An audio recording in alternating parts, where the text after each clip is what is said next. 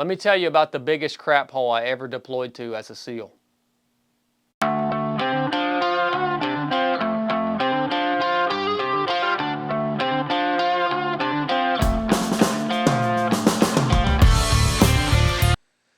Hey guys, welcome back to another episode of Backyard Conversations.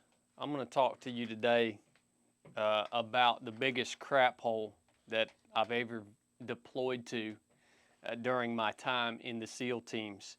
It's a little place on the continent of Africa called Nigeria, and it was pretty horrific being there.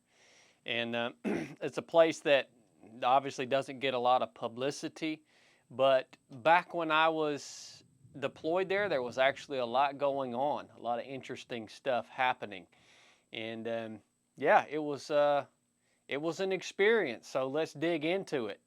Getting to Nigeria is pretty interesting. We actually left out of a place called Stuttgart, Germany in a C-17 with a bunch of young Air Force pilots, and we made our way to the continent of Africa. Now, the C-17 obviously apparently couldn't fly there in one flight, so we bounced around through multiple countries in Africa, refueling and whatever and doing whatever. It was interesting because on our way to get to where we were going in Lagos, the pilot that flew the C-17, again, young dude, it was amazing how much autonomy he had as such a young pilot. Every time we would land in a country or in a location en route to where we needed to go, every time we'd land in a location that had a decent hotel or a decent restaurant, the dude's plane would break down. It was the craziest thing, man. It's like, the plane broke down, we're going to spend a day or two here, right? And I just got such a good laugh out of that, man. Because every time we'd land in a crap hole country, his plane would miraculously start up and we would get off the runway and get in and out of there after getting our fuel. We had a little package on board, too, on that flight for I'm gonna say it was probably for a CIA detachment in another place in Nigeria, and we had to stop in on our way to Lagos, rendezvous with them, and give them their package. This was a pretty sweet piece of gear, and I'm not going to discuss the details of what it was because it was so, I guess, sensitive that we couldn't even take pictures of it while we were on our flight, and it was something you wanted to take pictures of. So we dropped that off to them at their location, spent some time there, and then we flew on to our final objective, which was in Lagos, which was the crappiest place that I've ever been in my life. When we landed in Lagos, the first thing that I noticed was the air was so polluted that it burned your nostrils to breathe, and that never stopped. It literally burns your nostrils and your lungs just to breathe the air in this place, man. We were picked up by their local Special Forces unit, their local equivalent of the SEALs, all right? We were picked up there at the airport, and we got on the road, and I'm breathing this nasty air, and we get on the road, and I realize immediately that there is absolutely no law and order in this place. I'm talking none. No traffic patterns. There's no maintenance that's done to the roadways. There were potholes on the road that you could sink a Toyota truck in. I mean, this place was unbelievable.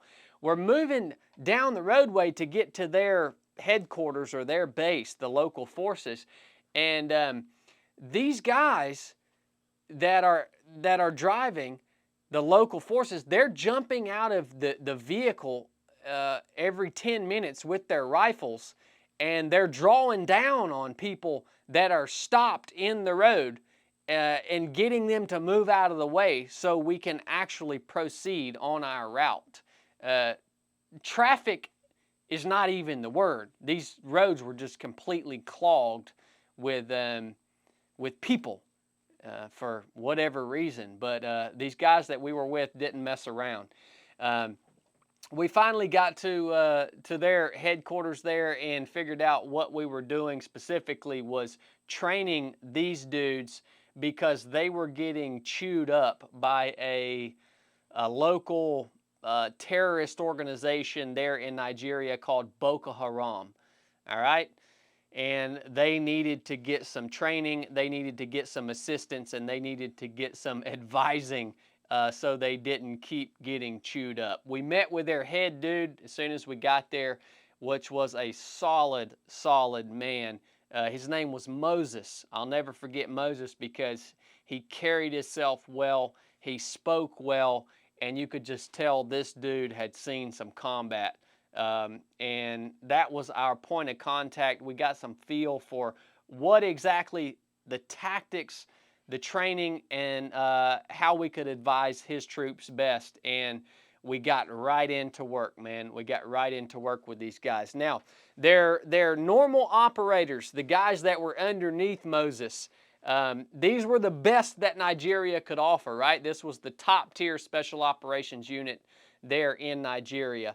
And I do want to say that these guys were trying to do the best they could, but it became blatantly obvious why they were getting chewed up by Boko Haram when they would go into the northern part of the country and fight against them.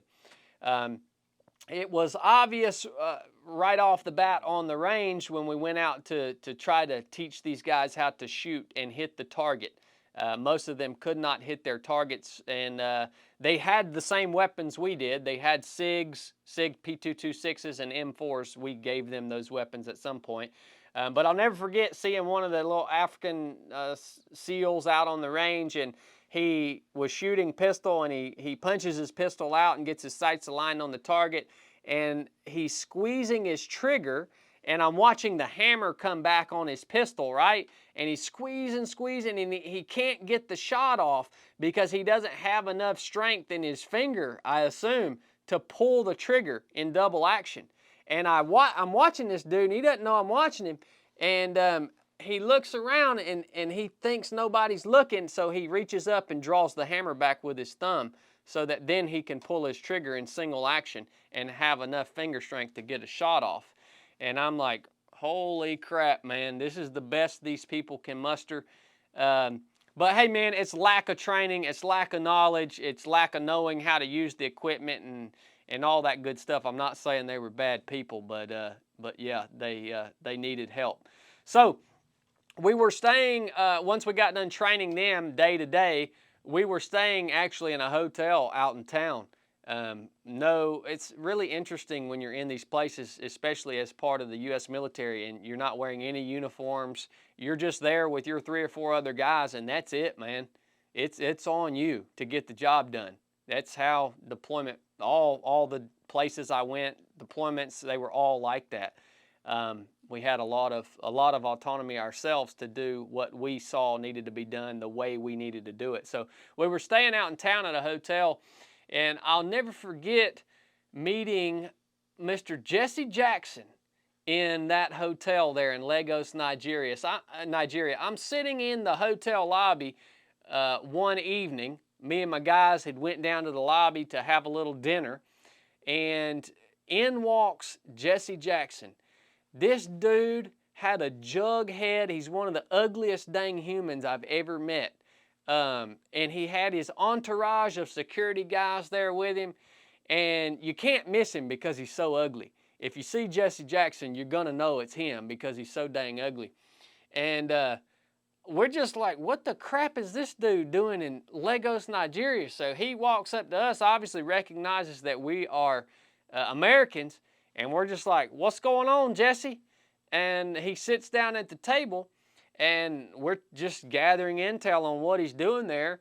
And apparently this dude was over there, the Reverend was over there preaching sermons to these poor Nigerian people. Literally, poor ain't even the word, man. Poor is not the word for the way these people live. It's an atrocity, the way that they live.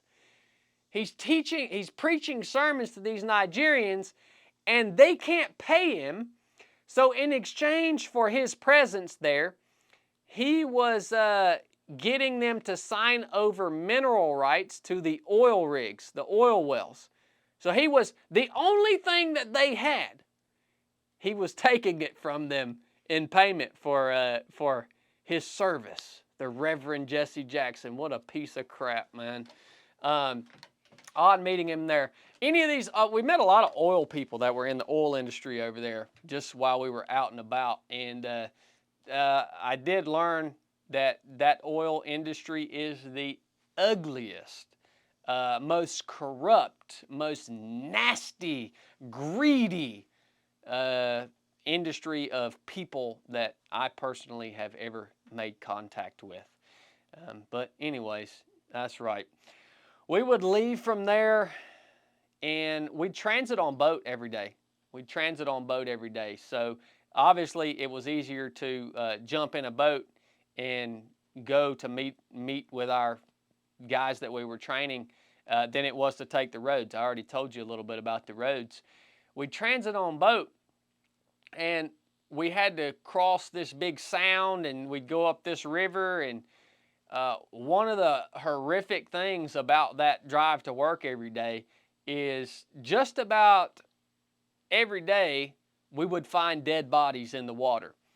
And these bodies would be, it was just a horrific sight, man, to see. I guess they were coming from local fighting or local crime, or maybe these cats just drowned, man.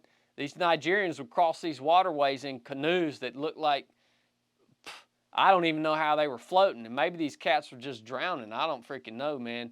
But, I mean, something about the salt water would these were black people, obviously. It would pull the pigment out of their skin.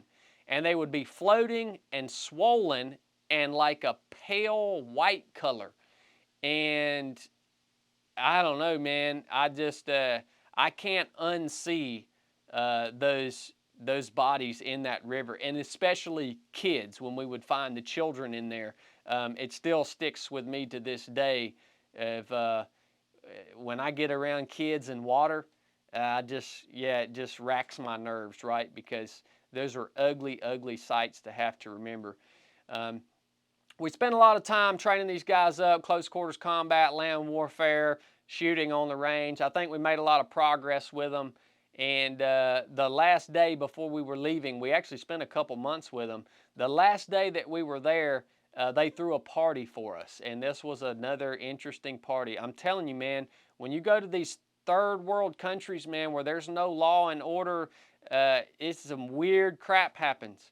And we're at this party on the last day. They had rented some beach house on a beach that, there's beaches there that are actually pretty nice. I don't know, they knew where this spot was at, so we showed up. And all of the generals and all their high up people, they all sent their daughters to this party, all right? And their daughters were there specifically to try to hem one of us up, right? Because it was really their only chance to get out of that crap hole country that they lived in, get locked in or hemmed up with an American, and make it over here to live a better life.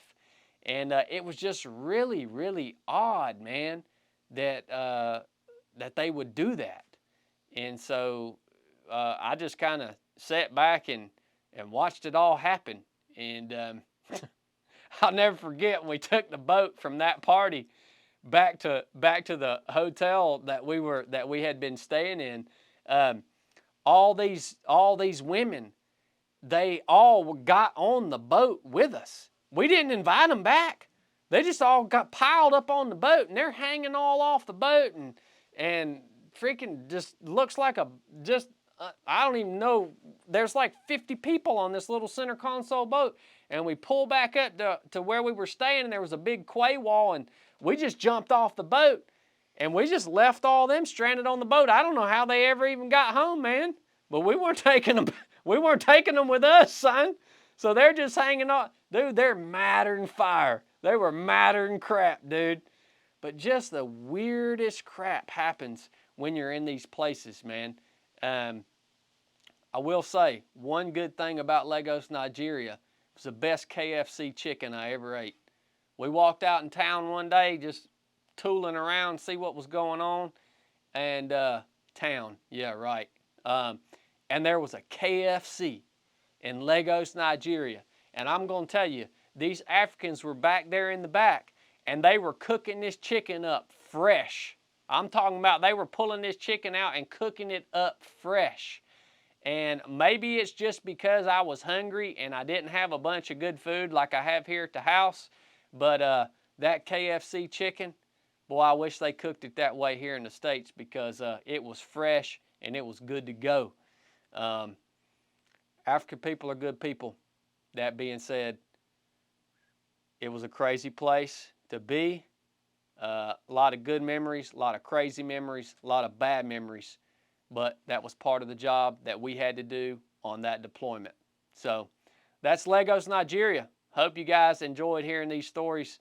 If you ever get a chance to visit Lagos, go on out there, man. It'll change your perspective on how humans live, how humans survive in this crazy world that we live in. Nuff said. Thank you guys so much for tuning in. If you got something out of this content, please like, subscribe, turn on notifications, and drop us a comment. We always love to hear from you. If you want more, come join us at a live training event, either the basic course or the proving ground. Go to 3of7project.com to submit your application. Nuff said.